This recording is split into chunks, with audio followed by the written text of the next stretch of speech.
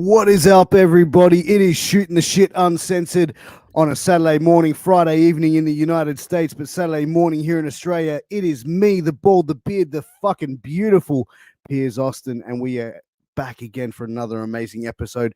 This time I'm bringing on a guest. Man, he's been on here before. He's an independent professional wrestling legend. He's very well known in the deathmatch scene. Messiah, a guy that I really loved talking to the first time around, and really glad he's decided to give us his time and coming on the show again. But before I bring out the Messiah, I just want to take a quick second, a quick pause for the cause to thank some sponsors. Now, first up is that company that I'm always raving about, A-Rock Designs. They're all over the wrestling Facebook groups, the wrestling pages, the Instagram wrestling pages. Wherever wrestling is promoted on social media, you see these guys around. They make custom wrestling cups, tumblers, hoodies, t-shirts, keychains. They made me my custom CM Punk tumbler, which I absolutely love. This thing keeps my cold drinks cold, my hot drinks hot, and it's absolutely incredible. They do an amazing product with a great price. So make sure you check those guys out. Next up is Signal Studios. Now, if you're an independent professional wrestler, you need to have some pretty cool entrance music. Well, why not go to Signal Studios? They can make you a custom track. They can mix, master, produce, and ship that bitch out anywhere in the world. They work with such amazing artists like the Cicadas, who provide the entrance music to my show and every other show on the MWA podcast network. So if you need something, hit those guys up. Or even if you're just a musician that needs your tracks tweaked in any way, Rafi is an amazing producer, and he will be able to help you guys out with anything that you guys need. But guys, it has been a long, exciting week. I have a new addition to my family. Little baby boy Zeke that we brought home yesterday from the hospital, keeping me up all night. So if I start yawning in the middle of the interview, I do apologize. It's been a crazy week, but I can see we got some people in the chat right now. We got Zachy Taylor in the house, deathmatch wrestler, independent professional wrestler. I know he knows who the Messiah is, and he's definitely going to be keen for this interview. But guys, without further ado, let's bring him out, the Messiah. How's it doing, man? What's up, Piers? How's it going, man? It's going well, man. It's going well. I'm really excited to have you back on, man. It was an absolute pleasure talking to you last time about your career and bringing you on again, man. I really look forward to this as well, man. So I've been pumped for this all week, bro.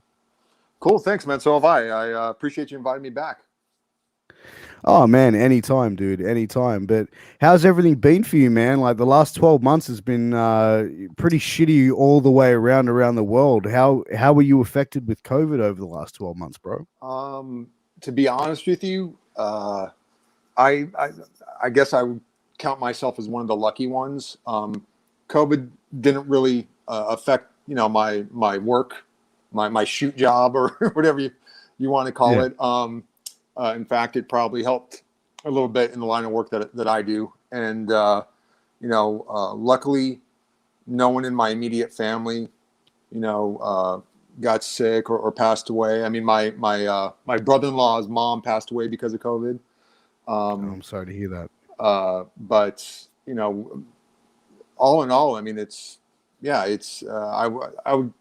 would say I was very lucky. I mean, I'm blessed, and, both my wife and I are vaccinated. So, we're just taking it one day at a time and trying to do our part to make it safe for others, Yeah, exactly, man. It's, we're pretty fortunate here in Australia, like where I am in Sydney. It's pretty much contained. Like they've got like live wrestling shows at full capacity now.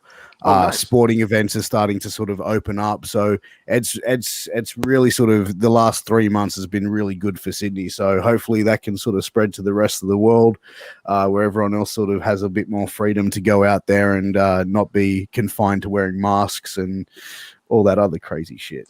Yeah, I mean, and to be honest with you, I never mind wearing the mask. I mean, it's against my my First Amendment right, whatever, to wear a mask. I don't need to, but honestly, if it's going to make the little old lady in the store next to me feel safer because I have a mask on, I have no problem with that whatsoever. I think it's ridiculous when it's always, these older white ladies that are that are in some convenience store, hemming and hawing about, I don't need to wear a mask. I have a whatever condition. Like, honestly, stop thinking about yourself, man. I mean, that's the way I look at it. Dude, in Australia, we went through a period where they literally told like us all, if you don't wear a fucking mask, we're going to arrest you. Like, you were going to get fined. It's like simple as that. It's crazy. So, like walking from my car to my office, I had to put a mask on. Like, well, once I'm in there, I can take it off. I mean, that's how it was out here, but it wasn't it wasn't like you get arrested if you're walking outside with it or without it. But I mean, they shut down, restaurants out here and everything. And there was a couple of restaurants that figured out if they're the only game in town, people who don't believe in COVID will go there and eat, and whatever fine they get daily, they can easily pay the fine because people are going there to eat. And, they'll, under the guise of, we're doing it for our employees. It's like, no, you're doing it because you're making bank on this right now. Don't act like you're doing it because you're thinking about your employees. Shut up. Like, whatever. I mean, but dude, again, you're in LA, sorry? Right? You're in LA, right?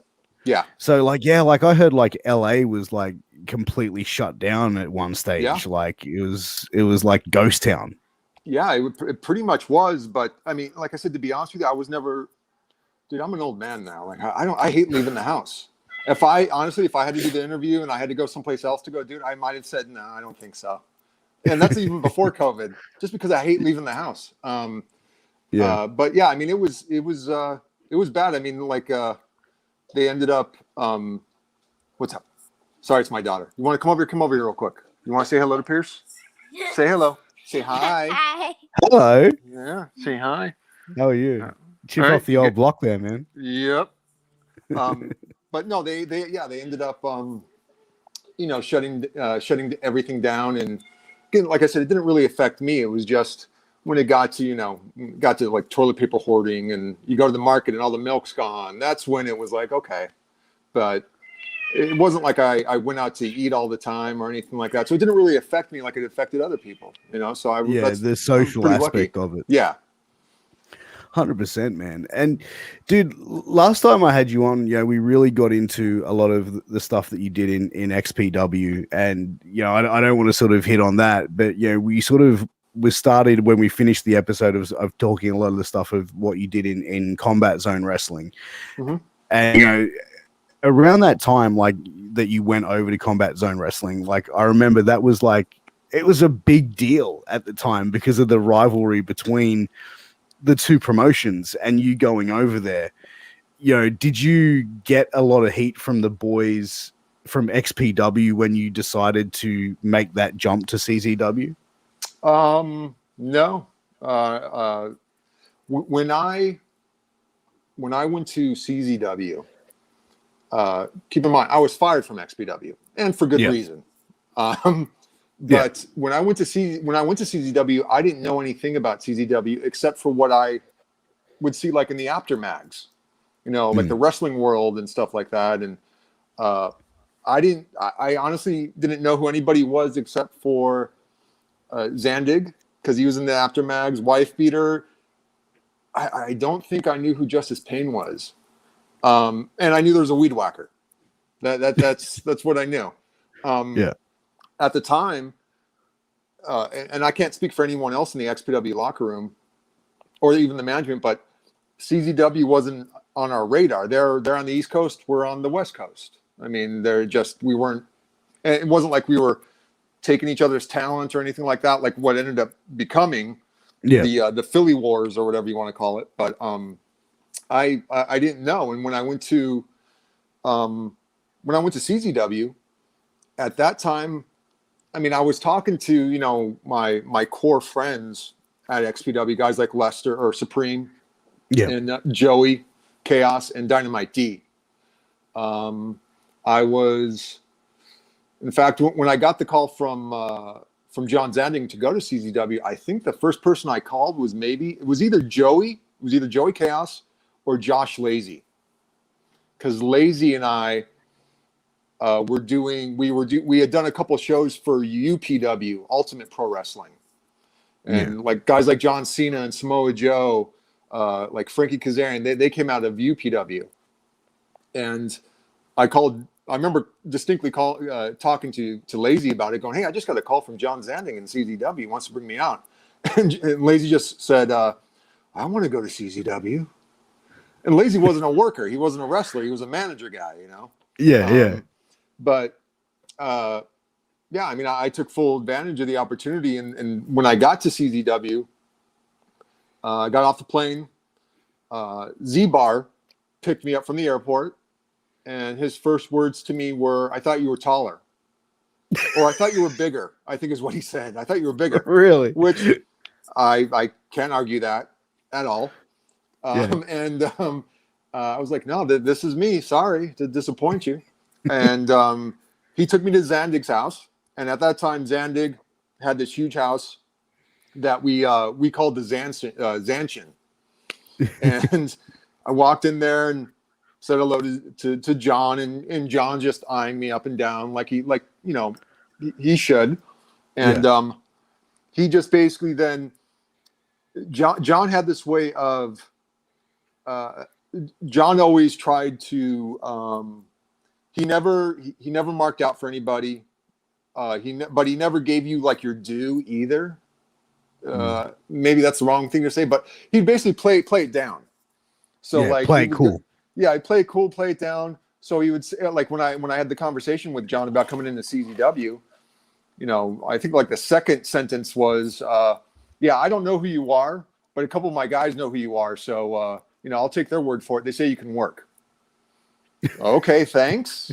I mean, you know, and then welcome to the company type shit, right? Yeah, I guess. And then he ended up then like telling me about how, yeah, well, I know how you XPW got into the magazines. It was through Sabu, because Sabu's wife at the time, she was a photographer, and she would take a lot of photos of Sabu in the matches. She did it for XPW, but John basically said, "Yeah, the only reason you guys were in the XPW was in the Japanese magazines was because of Sabu's wife and because of Sabu." It's like, "Oh, okay, thanks." Like I have no idea how to respond to any of that. Like, okay, like I don't know. Did you feel like he was being a dick? Like, he wasn't being a dick, but he was basically letting me. He was just John's a straight shooter. He's not gonna, you know, Zandig. Yeah, he's a straight shooter. He's not going to say something just to be nice, or he's not going to say something because he's afraid it's going to hurt your feelings. You know, screw feelings. It's the wrestling business. If you got feelings, you're in the wrong business. 100%. I mean, like if you can't take constructive criticism, dude, this is the wrong place for anybody to be. But he just, you know, he played it down, you know, and the only time I ever got asked about XPW when I was in CZW was my first show that I did in CZW, and I can't remember if it was before or after the event, but Trent Acid came up to me. Actually, it was after, because Trent came up to me and said, "Good match." I was like, "Oh, thanks." And then he said, "So what's XPW talking about us?" I was like, "Nothing. We're not saying anything." They didn't say nothing.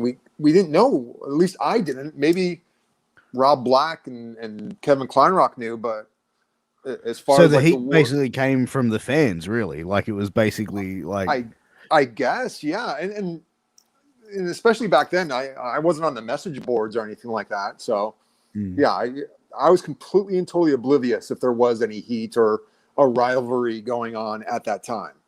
Later on, when XPW tried to come into Philly, yeah, of course there was a huge rivalry, and I was one of the a-holes that was when I look back at it now, you know, I probably, I was childish. You know, I like stoking the flames a little bit.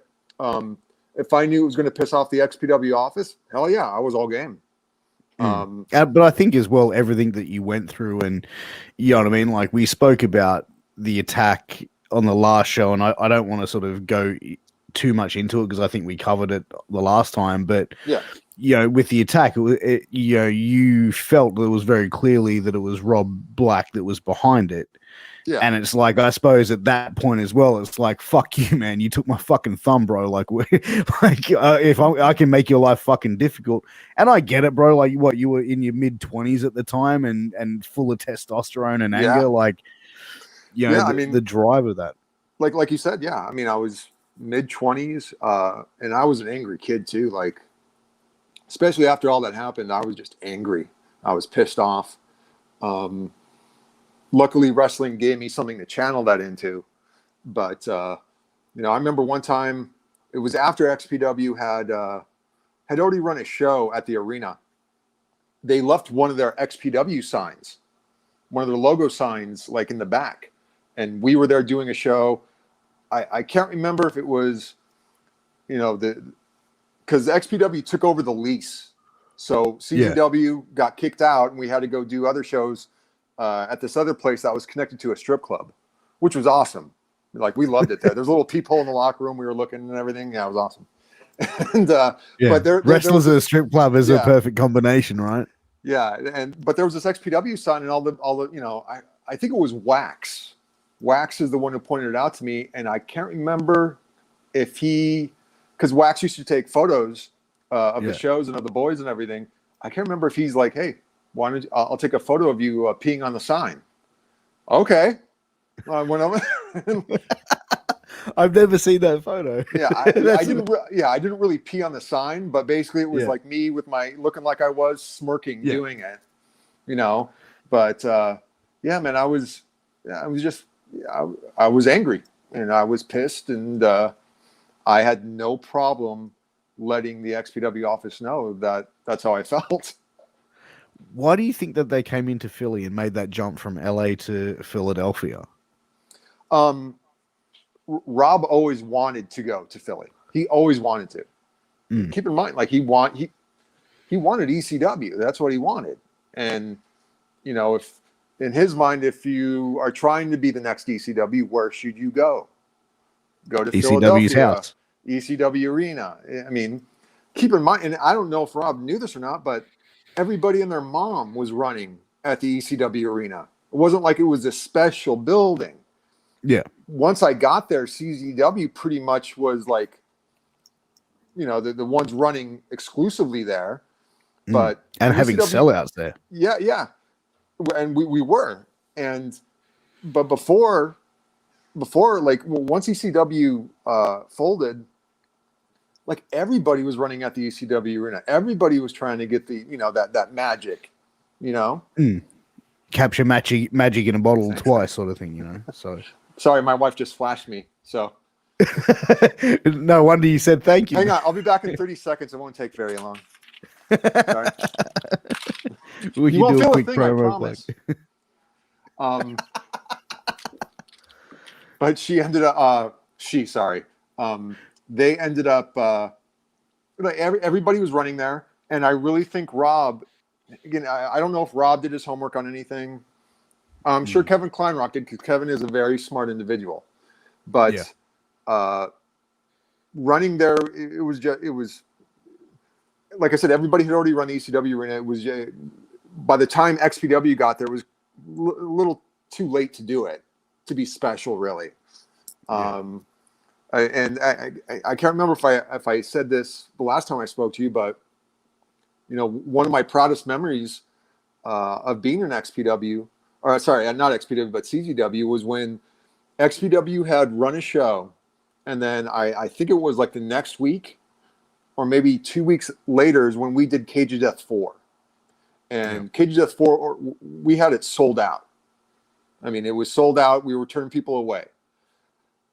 XPW, and I got this story from Danny Doring, because Danny Doring had done the XPW show, and he probably wrestled Chaos, but it wasn't a sold out show. I think he even told me, he goes, we had 200 people there. Now, I'll give them the benefit of the doubt, because I think there was a snowstorm. So, I mean, it is what it is, but I know in the back of Rob's mind the way he thought. And in his mind, what the hell is a bunch of nobodies selling out the ECW Arena? And we have ECW guys and we can't? Because they had a bunch of ECW guys on that show. And that's not putting those guys down or anything like that. But at that time, CZW didn't need to bring in big name talent like like you guys brought in like New Jack here and and a couple of names, but you guys really didn't. Like you look at the roster of that time, and it was just it was probably the top indie promotion not only in the States but probably in the world at that time. That 2002 to 2003, 2004. Those few years in the beginning 2000s, like CZW was the hottest thing going. Yeah, I mean, you might be right. I mean, that's not for me to say. I mean, and I take that as a compliment because I was one of the top guys at the time. But I mean, I distinctly remember, when Zandig brought me into CZW and I stayed, he brought me to Nick Gage's house and Justice Payne's house, and I stayed the night. And because I didn't know anything about Justice Payne, I asked Nicky, I'm like, hey, do you have any video? He's like, yeah. So he gave me all that video, and he gave me like 3 tapes, VHS tapes. Jeez, I can't even talk. And the first thing I watched was Cage of Death 3. And I was only going to watch Payne's match, and on that show he wrestled a wife beater. But I put in the tape, and I watched the show from beginning to end. And by the time I was done watching that, dude, I distinctly remember feeling like just inadequate and going, "What the hell do these guys want with me?" That was an amazing show too. Yeah, it was. It was an amazing show, and I knew nothing about CZW. I didn't know that they had Blue Meanie and the ECW guys come at the end of the show. So I'm watching all this going, wow. Keep in mind, talking to John about it, like John wanted to push Sandman off and off the top of this cage because he was all drunk and didn't even know anybody's name. But it was a cluster. The ending was a clusterfuck. Like Justice Payne and Wife Beater had a fucking amazing match, and then Sandman's like, "Hey, yo, bro," didn't even know their names, man. Like it's So, but watching that whole entire show, seeing all those guys, I was just like, these guys are incredible. What do they want with me? And, luckily, and I am proud of the match I had with Payne at what they called answering the challenge. The simple fact of Payne and I had never met each other. We met each other that day. And to have the kind of chemistry I had with him, with a guy you've never met before or never even really seen any of his stuff. The fact that we had the kind of match that we did. I mean, now I can watch the match, and I haven't watched the match in, God knows, 10 years or whatever, but last time I watched it, I do remember just thinking, oh, that sucked. That I pick everything I do apart. I just do that. But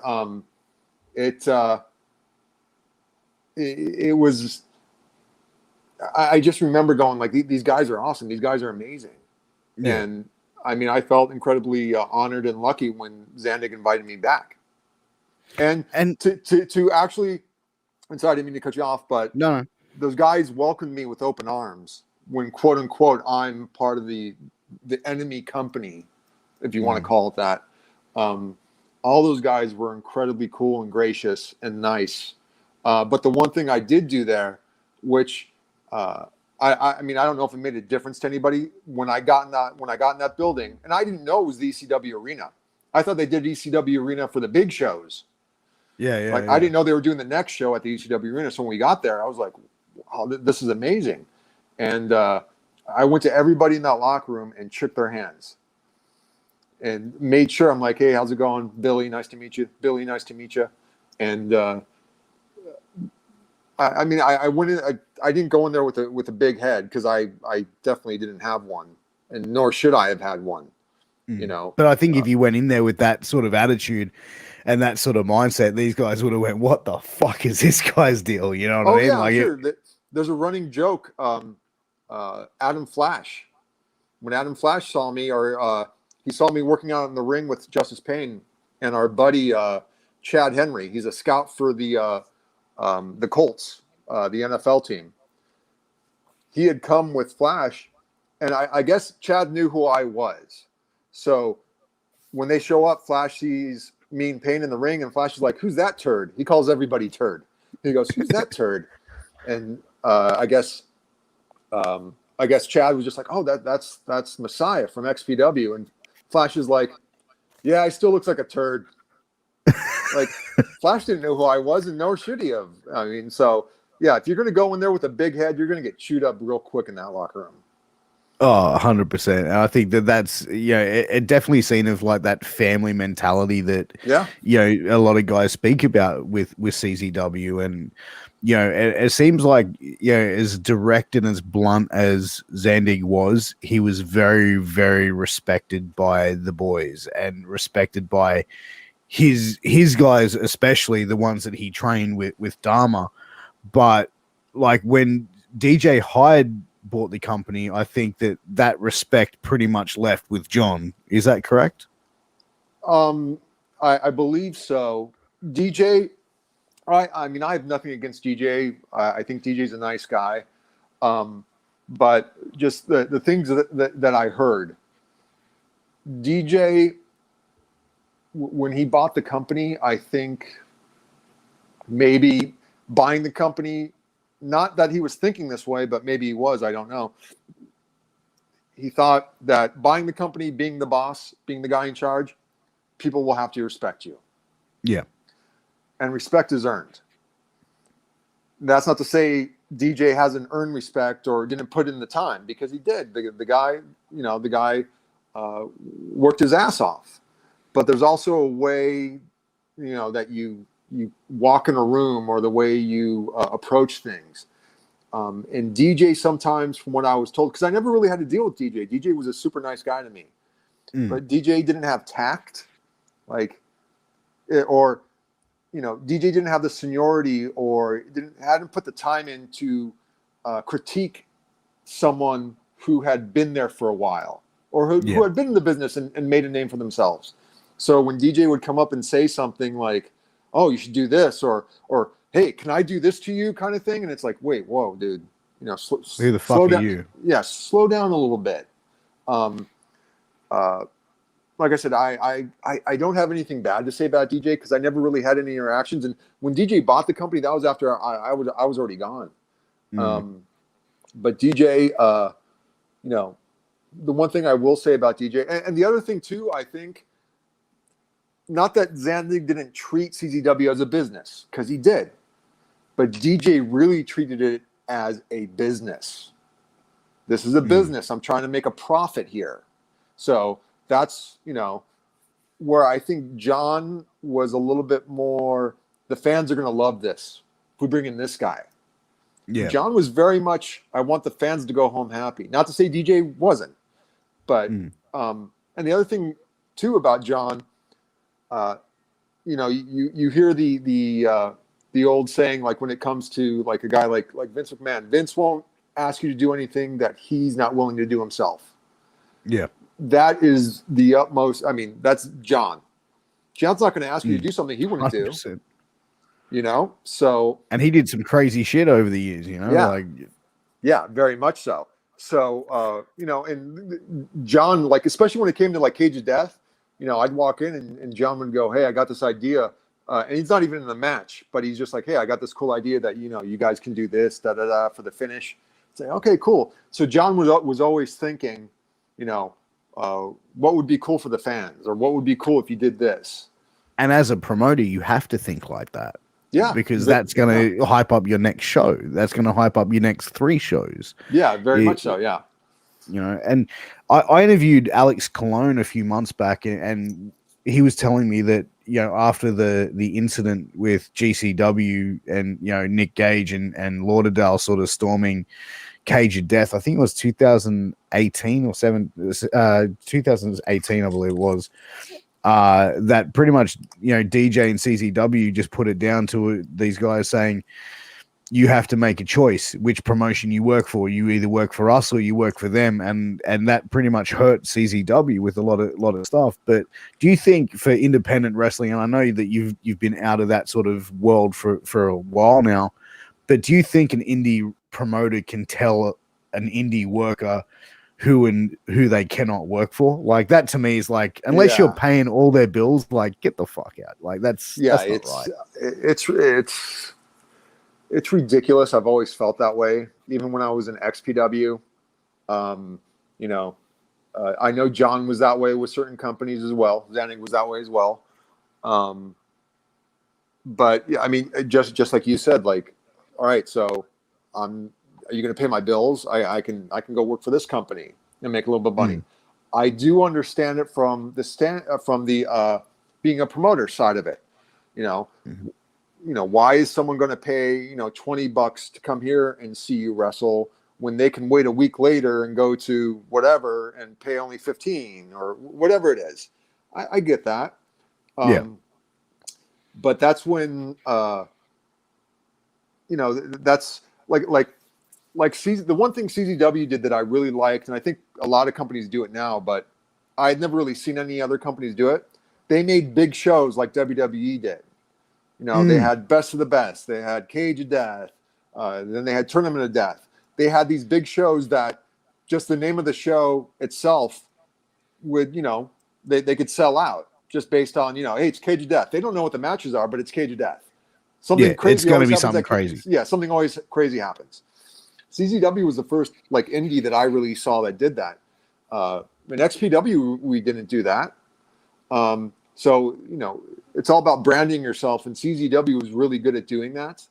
But if you're, like I said, I see it from the promoter side. I really do. But when it's just being vindictive, when you just want to deny a promotion, a talent, because you don't like the promotion or you don't like the promoter, I think that's chicken shit. Just because, and I don't know if I said this when I spoke to you last time. I am very proud of the fact while I was wrestling, I never blackballed anybody or never tried to get anybody blackballed. Like, hey, they can't come in here. I don't want them here. If they're here, I'm gone. I know that was done to me. I know promoters were told, hey, if you bring in Messiah, I'm not going to let you have this guy, or I'm not going to come here. My mindset always was, and still is, bring the guy in. If he can hang, awesome. But if he can't, get rid of him. Yeah. Like John, I remember John asking me about bringing in Luke Hawx to CZW. And he's at the amazing. Time, yeah, Luke is amazing, and he's a great guy. But I remember John going, yeah, Altar Boy Luke's been giving me a couple calls. I wanted to run it by you first. I was like, yeah, bring him in. You're cool with it. I'm like, why wouldn't I have nothing? I have no problem with him. Why? Because he wrestled for XPW? Dude, bring him in. But it's pretty cool that John had that respect for you, though. Yeah, but he had the respect for me. But John also, I think John liked to test me a little bit every now and then with things. And like when Justice Payne came back to CZW, at the time I was the heavyweight champion, and John called me up to let me know, hey, I'm bringing Payne back, and I said, okay. John said, oh, well, I'm going to have you guys wrestle on the next show. I said, okay, that's fine. And then I said, I'm not putting him over. And there was this silence. And I've never said that about anybody. I'm like, I'm not putting him over. And John basically said, I would have been disappointed if you had. He was testing me to see if I just, okay, whatever you want me to do. Like, or I'm going to stand up for myself a little bit. I have no problem bringing him in. But the guy left. The guy left in the night. So, and was that the reason why you didn't want to put him over? Because he just sort of left the company high and dry?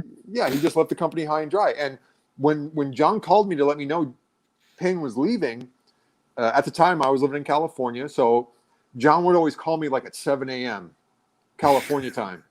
Yeah. And so my phone rings and it's John, and John's like, oh, you sleeping? I'm like, no, what's up, John? He goes, I can't remember the gist of what he said, but basically it was like, oh, who's going to XPW? And I can't remember if I said Justice Payne or he told me, but I did say I'm not surprised. And he, well, why would you say that? Because like I'm just not surprised Payne left. And then as soon as, and I wasn't mad. I wasn't mad when Josh Prohibition and M-Dog 20 left. Dude, I am. If you are going to make more money wrestling someplace else, do it. Yeah. Do it. I mean, careers are short. You know what I mean? Absolutely. Absolutely. You know, and from what I was told, I never heard this from Justice Payne, but I heard it from Zandig that, and I don't know if he was embellishing or not. What's up, baby? Come here. He basically, John said that XPW like offered him like $5,000 to jump. And that's big money for indie wrestling. Yeah, of course.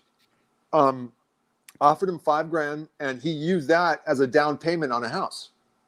Dude, go for it. Better your life, bro. Yeah, better your life, like I'm not. I've never. You know, you're not going to hurt my feelings because you left. Like, dude, I'm a big boy. I get it. It's a business. Treat it as a business. Now, unfortunately, when you treat the wrestling business as a business, some people think you're an asshole. So, like, whether that means you go to a promoter and say, "Hey, I think I'm worth this much money," or it's like, "Hey, dude, you know, I and the promoter like balks at it." All of a sudden, you get like this reputation of, "Oh, he's hard to deal with." Dude, the worst. Yeah, I've always taken the mindset of the worst thing that's going to be told to me is no. Yeah. And to some people, no is like a 4-letter word. And especially in this day and age, with the kids that are growing up now, they're not used to hearing no a lot. Exactly, man. Exactly. It's just an expectation that everything's a yes, right? They're used to mommy and daddy getting them everything they ever wanted. And when someone gives them constructive criticism, it becomes a battle, or it becomes it wasn't my fault this happened. You know, I mean, I digress, but well, it's like younger people, they'll turn around and go like, you know, like I've got younger like cousins and stuff like that. They'll come and say, "Hey, I need your advice on this," and I'll give them honest advice. And then it's but no, motherfucker, there's no but you asked for advice. I'm giving like, you want me to tell you what you want to hear, or like what, bitch? Yeah, my 20-year-old, I love her to death, and she is brilliant. She's an artist. She's a fashion designer. She's brilliant, but she's a but person. You know, she'll ask a question, or she'll give a comment on something, and if you disagree, it becomes this battle. Which I love the fact that she stands up for herself and other people. But sometimes, and I always use this analogy, you got to choose your hill to die on. Yeah. You can't die on every friggin' hill. You just can't. You're going to wear yourself out. Exactly. It becomes exhausting. It just becomes exhausting. And you know, choose your hill to die on. You can't fight every battle. And, you know, when guys like Josh Prohibition and M-Dog 20 left and Justice Payne left, I wasn't mad at them at all. I understood it. You know, when I got off the phone with Zandig, the first thing I did was I called Justice Payne. He didn't answer the phone. I just left him a message. And in the message, I congratulated him. And I don't know if I said, you know, I'm not mad at you. I can't remember if I said that or not. But I did tell him, dude, just make sure you get paid in cash or make sure your check's clear. Yeah, 100%. I mean, that's all I said. And when Payne came back, that first show, he pulled me aside and basically said, I got your message. I just want to say I'm sorry. I'm like, dude, you got nothing to be sorry about. You got nothing to be sorry about. You're not hurting my feelings. You know, I never asked anybody, and I never expected anybody to take up my side of the fight or anything like that. I wouldn't ask anybody to do that. You understand that wrestling is a business, and you understood it then, and it is what it is. Like, it sounds like you had an understanding. It is what it is. This is a business. It's not a personal thing. It's not like, hey, fuck Billy. It's like, you know what I mean? Like, not at all. You weren't a contributing factor. It was like dangling the carrot in front of him, and he bit it. Yeah. And there were guys in the CZW locker room that did take it personally. like Trent Acid and Johnny Cashmere. They took it personally, not because they were like Josh Prohibition and N-Dog 20 were leaving CZW, but they saw it as disrespectful to me. To go to XPW. To go to XPW and all the shit that happened, with me. And I was honored that they took that stance. The next show that we did, the Backseat Boys came out and they dressed up and mimicked or mocked Josh Prohibition and Dog 20 and everything. I thought it was the funniest thing in the world. But there were guys who were pissed, and again, not because they left CZW, but because they thought it was disrespectful to me. And I was very honored by that they felt that way. Oh, 100%, and it's a good way to have that sort of loyalty from you in a business in pro wrestling where loyalty is very far and few between, with a lot of it. But, one of the things I wanted to ask you about as well was, I recently watched Mondo's documentary, The Trade, which I thought was fantastic. And, he goes into a lot of the deathmatch wrestling culture, so to speak, and the mindset of what he went through. And obviously you being a part of deathmatch wrestling, even though you did death matches, you also did a lot of regular matches as well, but deathmatch wrestling is a part of your history and your career.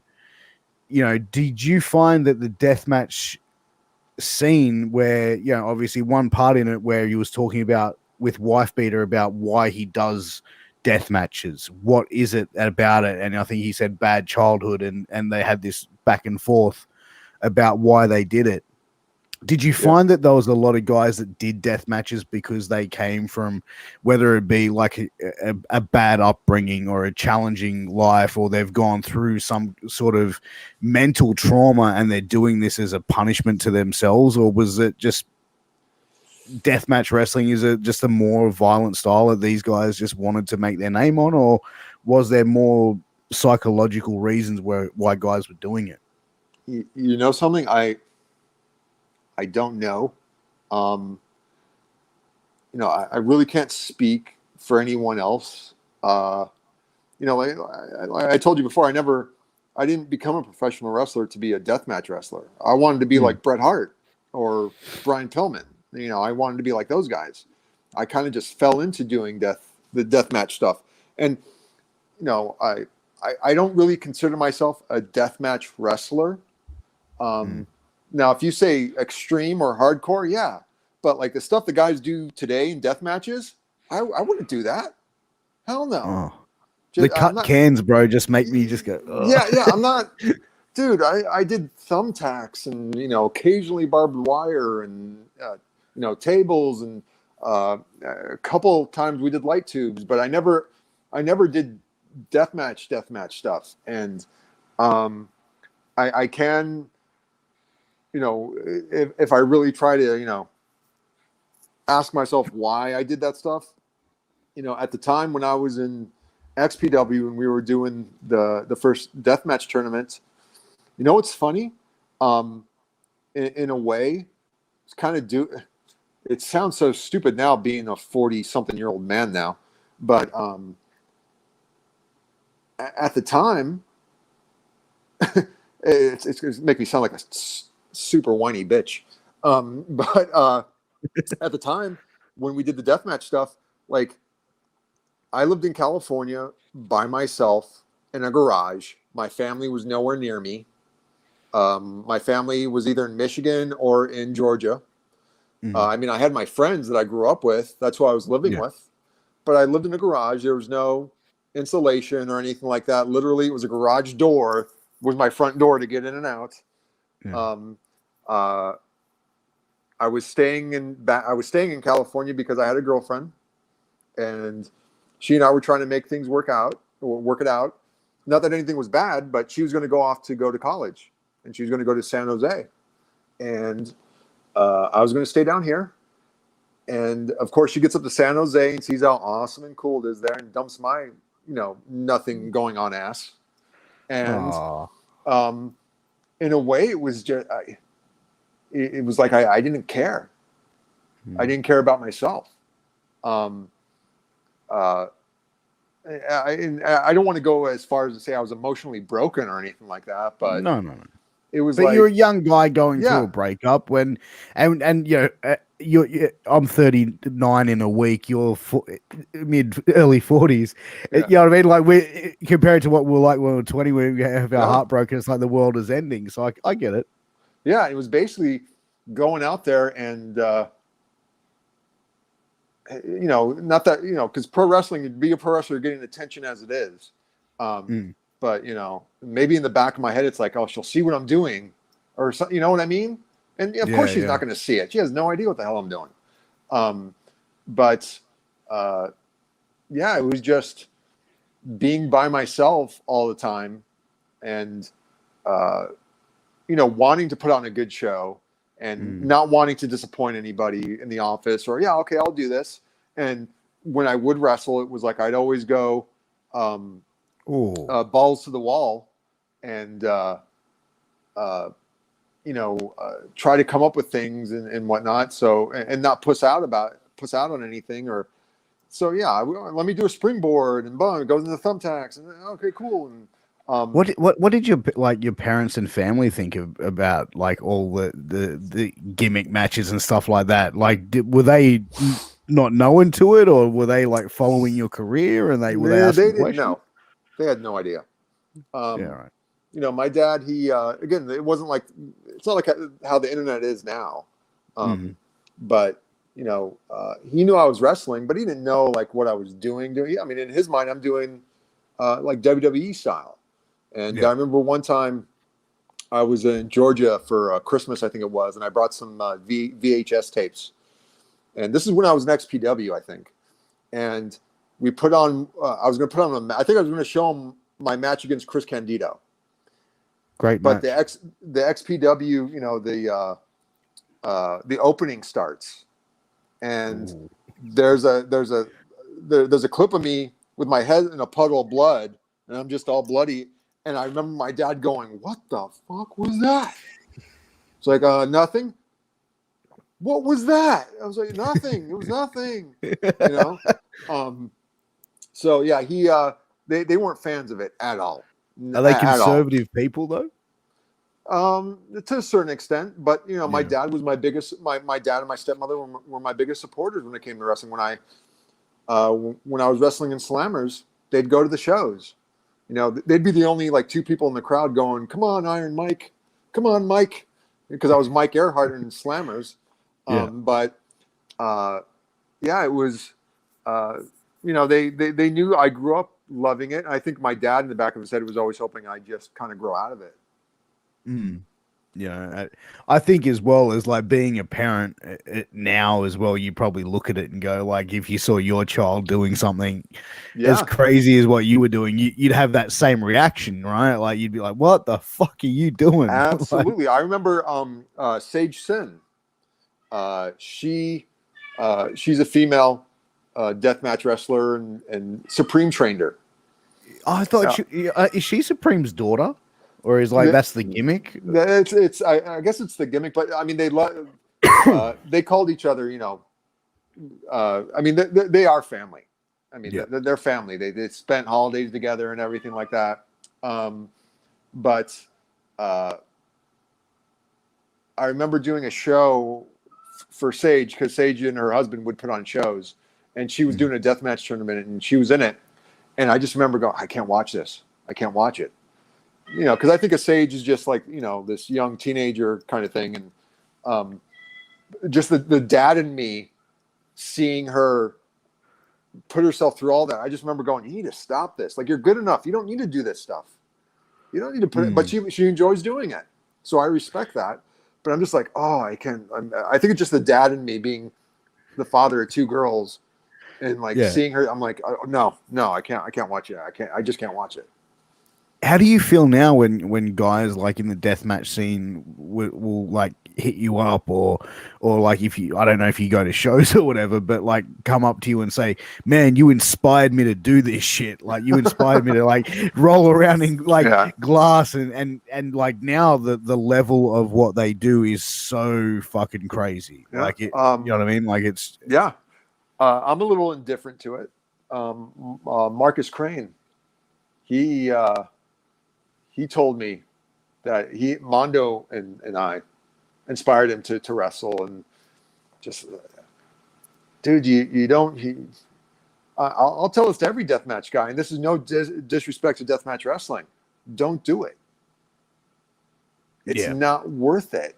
It's not. You're not making millions of dollars. You're not going to have a nest egg. I mean, and maybe you are. Maybe I'm completely out of touch, and maybe guys are able to do it. I don't know. But deathmatch, you know, as a professional wrestler, you have a short window for a career. And that's dependent upon a lot of things. Taking care of your body, you know, how many bumps you take, you know, if you're sitting in cars for, you know, 10 hours, like all these things. The worst pain I've ever been in is sitting on a flight for 5 hours. You know, my knee was killing. I couldn't move. That's the stuff that really, I mean, that's the stuff that screwed me up more than even the wrestling aspect. Just not being able to move, or not giving my body time to heal. You know, so being a professional wrestler, the window is very, you know, it's a short window. It really is. But if you're a deathmatch wrestler, that window's even shorter. Yeah. I mean, you look at the careers, like, you know, from your generation, you know, like Lobo, Wife Beater, Mondo, like those guys, were in the business for like not even 5 years, maybe. Like I think Wife Beater and Lobo came back and did a couple of spots here and there, but you know, like it just takes its toll on these guys, man. And it's just, you know, I think that the illusion now as well, like I think if guys are smarter with how they do their spots, but still, man, like you're putting these external factors when you bring in these gimmicks and start using them. Yeah, how do you fall on barbed wire safely, right? Like how do you fall through glass safely? Like ultimately, just, like you I mean, and I understand why guys do it. It's for the love of doing it. Because that's why I did it. I love doing it. I loved wrestling. I love performing. But you know, it's, you know, again, being 20 something years old, you know, my dad would always say, you think you're indestructible. You think you're effing indestructible. I'm like, no, I don't. I know I can get hurt and blah, blah, blah. See, we have a company here in Australia, which is in Melbourne, called Deathmatch Down Under, and we're now starting to see death matches here in Australia, whereas like they were probably few and far between. And I was talking to Joel Bateman, an Australian deathmatch wrestler, and he was saying that a lot of times now, as like guys get in there, they think, yeah, I can do this, I can do this, I can do this, and then they take one like really ridiculous bump, and you know, their body goes into shock. Yeah. You know, and he goes, like, they have to, like, you have to mentally be really prepared for what you're about to go into. Like, it's not everyone can do this. Like, you have to have this mental preparation. And he told me, he's like, he had moments where it's like, first spot, bang, this guy goes through it. Then the person's like, I can't do this. I can't do this. Yeah. He's like, motherfucker, we're here. You're doing it. Like, and he had to sort of, and mind you, he said to me, he goes, man, he took a majority of the he had to take a majority of the punishment because this guy just got scared. Yeah. No, I mean, there were two moments in my career where I had this, fuck this, I'm getting out of here. Fuck this, I'm done. I'm leaving. And I didn't. I just kept on going. But it was the first one was when I wrestled Supreme. It was the Go Funk Yourself match I had with Supreme.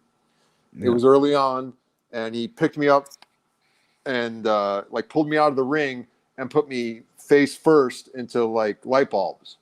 Ooh. And we're talking like real light bulbs, not light tubes, light the bulbs. Small ones. Yeah. Oh, I'm sorry. No, that's not when it was. It's when he put me in the thumbtacks, and I went face first, like in the thumbtacks, like this. And you don't realize it until you've done thumbtacks that you can put all the tape you want on. You can put 4 rolls of tape. all that's going to do is make the thumbtack stick in you more. Because Yeah. basically you're giving it something to stick into now. So Yeah. my hands were all taped up. I go face first into it, and they were just all on my fingers. And I distinctly remember going, fuck this. No. And I kept on going through the match. But it's like, oh my Was that God. was that your first extreme bump? Like in No. that? No. No, I had already done like I'd already done death matches with Supreme already. We did the first death match tournament. Get out of here. Mm-hmm. And we did a couple other ones, but that's the first time it was like boom, I just went like face first into it, and I was like, fuck this, no way. And then the second time is when I wrestled Wife Beater, and he picked me up and put me through and it was all, and both of these things were that I did with Supreme, and the spot I did with Wife Beater were my ideas. Like, oh, it'd be cool if you did this. Like, okay. But he picked me up, he gorilla pressed me, and then to the outside, he threw me through, we had the glass, a pane of glass, and we put chairs out. So the chairs were all facing outward, put the glass on top of it. So he puts me through it, shatters. I mean, it's an amazing visual. That was an outside show, I believe, right? No, it was at the ECW arena. Ah, okay. I'm thinking of you and Corporal Robinson did a similar spot, I think. Oh yeah. But I remember I went through it, and again, there's nothing, a table breaks your fall. There's nothing there breaking my fall except the glass. So, and we didn't have any pads out at the ECW arena. So I hit that, and I'm just sitting there, and I just remember going, fuck this, I'm going home. Dude, I don't blame you, man. That shit is fucking ridiculous. Like when I was younger, I used to love watching deathmatch wrestling, and now at nearly 39 years of age, like I still appreciate it if it's done and told in a good story and if it makes sense. You know what I mean? Like if two guys just getting in there and having a death match, what's the motive? Like, why do you want to nearly kill this person? But if there's a good storyline, and I'm not sure if you still follow the scene, but like GCW with Ricky Shane Page and Nick Gage, they've told nearly a 2-year fucking story. You know what I mean? Like nice. a 1-year story, and the matches then mean something. Yeah. You know what I mean? Like to me, it's like I'm still a fan of wrestling and seeing a storyline mean something and have the matches and have those more extreme violent things and the gimmicks in the matches mean something, because then they mean more. Yeah, absolutely. I when I did the death matches like with Supreme, or when I had death matches with Mondo, I would like to think we told a nice little story in the match, and what Zandig would call hack and slash. Yeah. You know what I mean? And where it, basically guys just going, I'm going to hit you with this, you hit me with that, you hit me with this. There was no teasing or anything like that. Yeah. With my death match with Supreme at the Go Funk Yourself one, we teased a lot of stuff. And then we went into it. Same thing with Mondo. We teased things and then went into it. I can appreciate a good straight up. I love a good straight up wrestling match, technical wrestling match. I love it. And I can also appreciate a good straight up death match as well that has, that's told really well. Things are teased. I was always a big fan of, setting something up over here and having the crowd think, oh, they're going to go over here.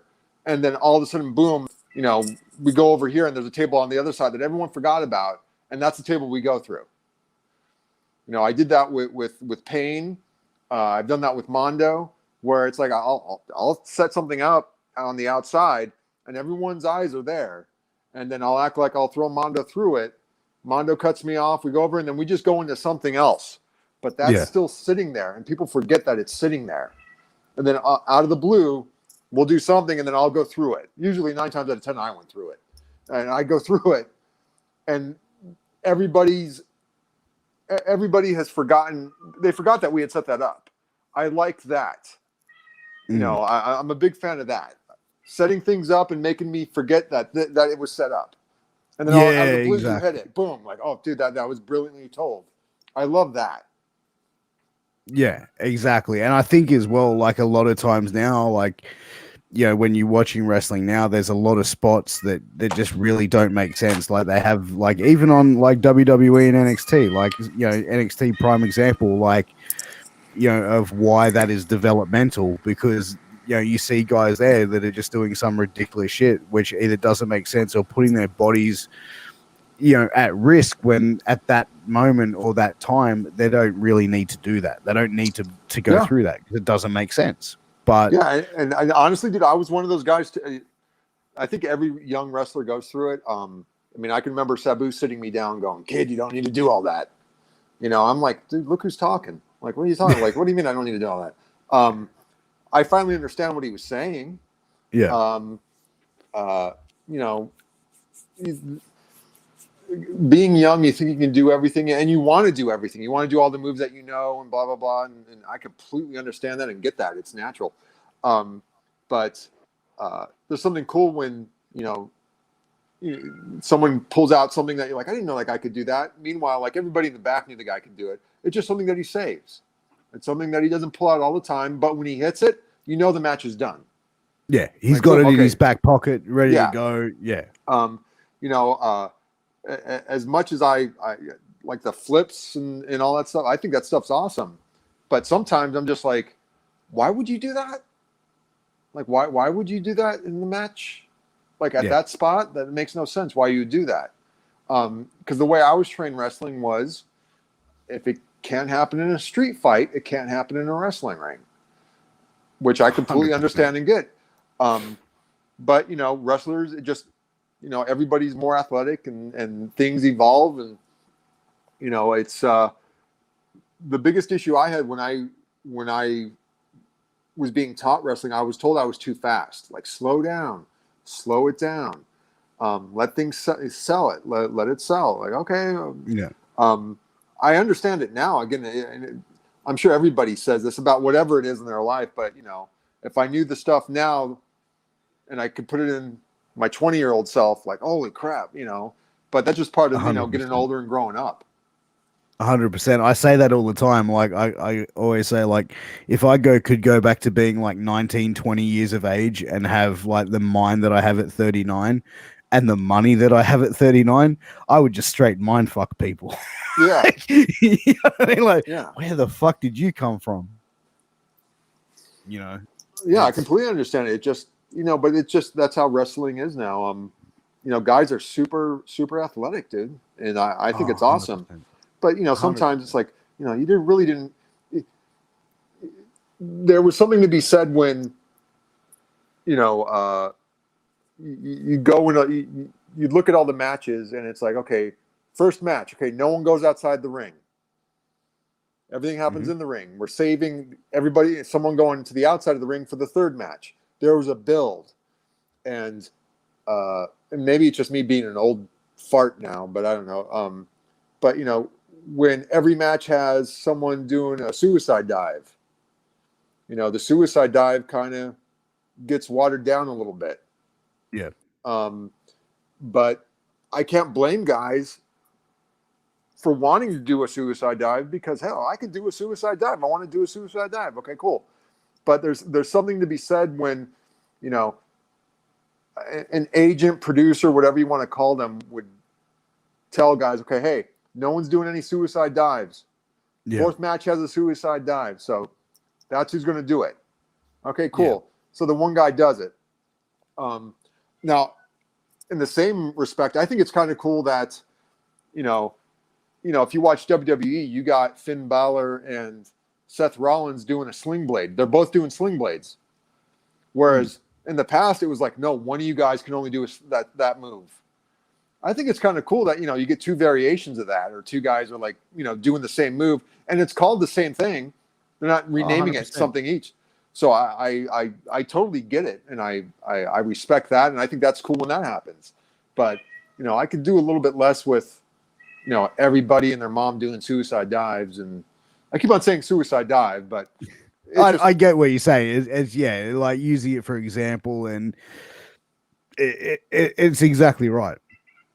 like a lot of stuff, like a lot of times on wrestling, like cards are just so convoluted, and it's like the same moves or the same shit. And it's even like back in the day, man, like guys wouldn't even work the same body part. Oh, you guys are working the leg in the first match, okay, so we'll work the neck or we'll work the arm, or it's like take pride in that product. Yeah. Whereas now it's like a free for all. Yeah, it just and I understand it. Like, dude, I want to show what I'm about and what I can do, and I completely understand that. 100%. But look, we are getting to that. We have just passed that 1 hour mark, and I do want to be respectful of Messiah's time. But guys, it is time for Guess the Aussie Slang. So this is a game that we now do, Messiah, where we're going to have you guess some Australian slang. I'm going to throw some slang words at you. I'll put them in a sentence, and you tell me what they mean. Have you ever been to Australia before, man? No, I haven't. I always wanted to, though. All right. Well, big fan of the Underbelly series, though. Oh, dude, which was your favorite series on that? I watched like the first, I watched the Bikey Wars. I watched that. Like, I know in Australia you don't say bikers, you say bikies. Yeah, so that wasn't Underbelly. That was that was an Underbelly, but I watched that, and then I watched the Underbelly series, and I watched Fat Tony and Co. Oh, right, yeah. So the Bikey Wars was a true story, and it's all true stories. Like and we'll talk about this off air, but it was the Milpera Massacre, man. Yeah, on Father's Day, 1984 or 85, I believe it was. Yeah, it was. Pretty much a black stain on Australian history, man. Crazy. No, but, a couple of years ago, I went down like this big rabbit hole of just watching Underbelly. So I watched all these all these shows.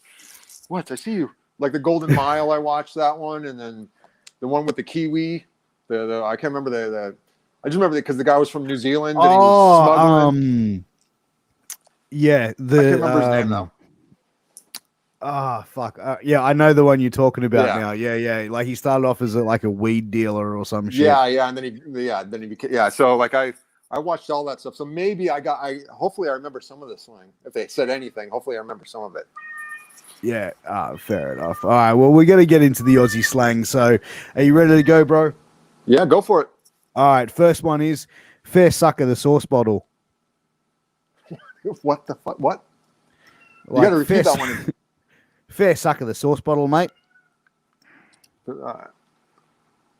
I got no clue on that one. I'm going to guess and say that like suck it up. Yeah, it's almost like fair suck of the sauce bottle, like oh fucking hell, are you serious, mate? Oh, okay, really? Okay, cool. All right. I was nowhere near what I thought that was. Okay. Yeah. All right, here's another one. She'll be right, mate. Oh, you'll be all right, mate? She'll be right. She'll be right, mate. She'll be all right, mate. She'll be all right. Like, don't worry about it. Yeah, like she'll be all good. There you go. Yeah. All right, so here's another one. This one is budgie smuggler. Oh fuck, my old man's at my house and he's going for a swim in my pool and he's wearing his fucking budgie smuggler again. Well, what like nut huggers or something, like underwear or something like that, or swimsuit? Yeah, so it's like a Speedo. They call it a budgie smuggler. Speedo, yeah. Because when you get out of the water and it's all wet, it looks like you're smuggling. Anyway. Yeah, nut huggers. Yeah, I got you. Yeah, I got you. Yeah. Okay, so here's one. This is going to be a little bit of a different one. Oh, me old Gary Jack's a bit Billy Moore. Like my back's fucked up. Yeah, my back is a little bit sore. So, okay. All right. Dead set. Are you fucking dead set, mate? Are you serious? Yeah, like are you 100% true? Are you 100% serious? Yeah, okay. Yeah, yeah. Okay. All right. Dog's breakfast. Fuck me. She looks like she's the dog's breakfast. Just ugly, nasty, or like ugly. Yeah, ugly. Straight up ugly. Yeah, just like the dog's breakfast. It looks like shit. Okay. All right. This one is piss. Hey, Messiah, you want to come over to my house for a barbecue and we can drink some piss? Drink some beer. Get pissed. Yeah, get that's drunk. it. Yeah. That's it. All right, so this is going to be, let me think. There's going to be 3 in this one, okay? All right. So it's going to be Franger, Old Fella, and Sheila. Okay? So now I'll put it in a sentence for you. All right.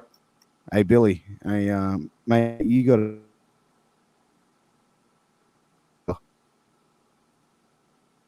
What? Repeat it. It broke up a little bit there. Oh, sorry. I said, mate, have you got a franger from the old fella? Because I just picked up this Sheila.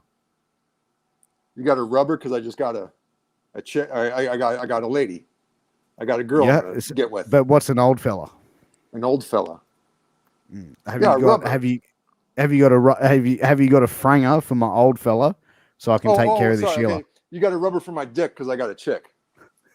Yeah, exactly. Okay. Exactly. Okay, so this one is this is a slang phrase. Have a go, you mug. You want to fight? Yeah, that's like going. Come on, if you want to go, have a go. Yeah, let's have a go. Have a fucking hit. All right, so this one, here we go. It's time to hit the frog and toad. Time to hit the frog and toad. Time to hit the frog and toad. Go to the bathroom. No, it means it's time for us to bounce. We got to go. It's time to get out of here. That was the other second thing I was going to think of. All right. I'm completely guessing out of just guessing all these, by the way. That's what everyone does. That's what everyone does. So, okay, this one is lobster.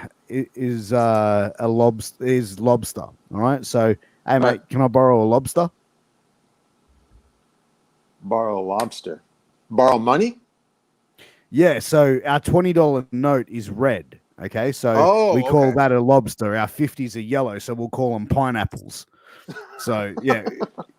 Mate, seriously, Australia is a pretty fucked up place because we're the only, no, seriously, dude, we are the most oxymoron people you'll ever meet because here in Australia, we're the only people in the world that call our mates cunts and call cunts mate, if that makes sense.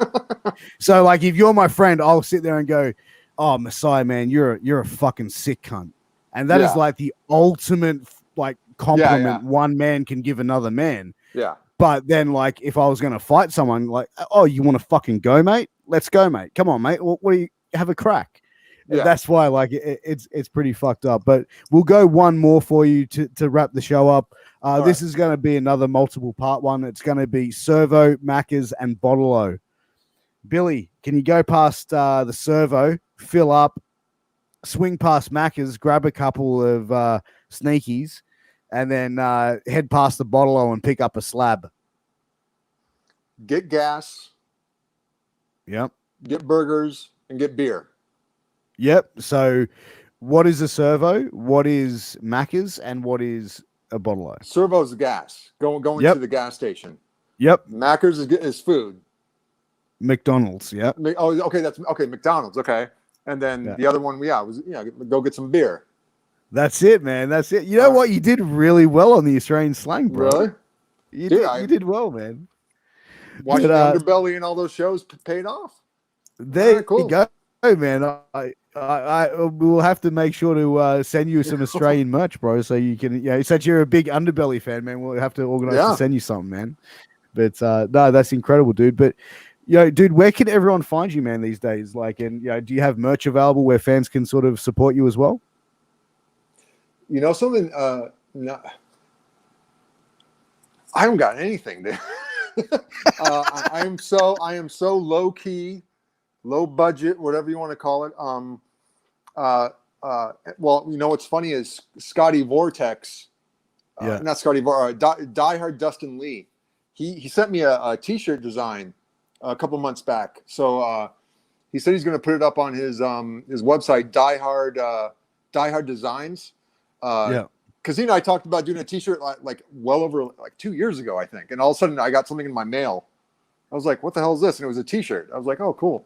It was a cool T-shirt design. But yeah, man. If people just want to reach out to me, Billy Messiah, on Facebook. Again, you're not going to see a whole bunch of wrestling on there. It's just pictures of my kid. I'm that annoying guy with pictures of their kids. Yeah, I'm the same, man. Yeah. So I'm pretty much removed from pro wrestling. Not necessarily by choice. It just kind of happened. I wasn't trying to stop wrestling. It just kind of happened. Life happened, So and I don't regret any of it or anything like that. But I always enjoy listening or hearing from fans if there are any out there, and I try to write back to everybody.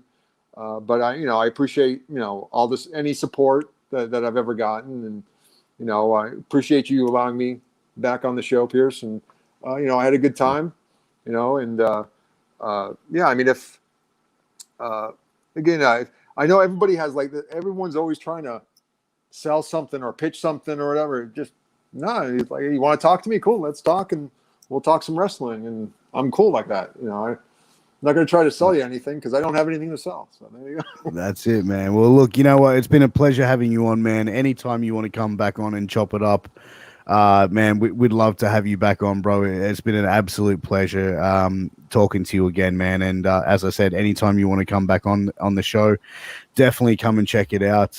But guys, also, just to let everyone know, the MWA Podcast Network, we do have a new show launching this Sunday at 9:30 p.m. USA Eastern Time, which will be 11:30 a.m. on Monday Australian time. And it is by the tag team wrestling team, the Dead Presidents, Boogaloo and Lowrider. And let's take a quick second and check out this clip.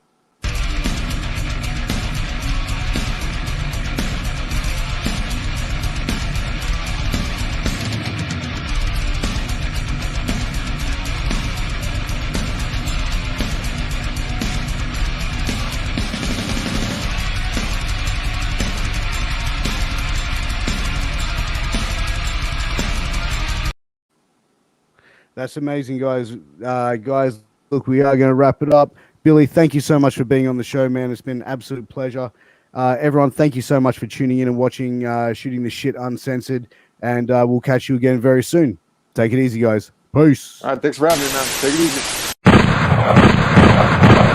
easy.